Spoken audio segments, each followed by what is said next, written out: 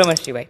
16 December 2024 એક એવો દિવસ છે કે જે તમને 10 મહાશિવરાત્રિ અને એક શ્રાવણ મહિનામાં કરેલી તમામ પૂજાનું ફળ માત્ર એક દિવસમાં મળી શકે છે।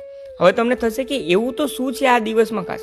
તો મિત્રો, હું જો તમને શિવ પુરાણ અનુસાર જણાવું તો શિવ પુરાણની વિદ્વેશ્વર સંહિતાના અધ્યાય નંબર 9 શ્લોક નંબર 14, 15, 16, 17 મહાદેવ જાતે કહે છે કે જે કોઈ પણ જાતક, જે કોઈ પણ વ્યક્તિ માગશર મહિનામાં જે દિવસે આદ્રા નક્ષત્ર આવતું હોય તે દિવસે ફક્ત મારા શિવાલય જઈને મારા શિવલિંગના દર્શન માત્ર પણ કરે છે તો તેને શિવપુત્ર કાર્તિકેય સમાન ફળ પ્રાપ્ત થાય છે અને તેને 10 મહાશિવરાત્રિ અને એક પૂરેપૂરા શ્રાવણ મહિના જેટલું ફળ પ્રાપ્ત થાય છે।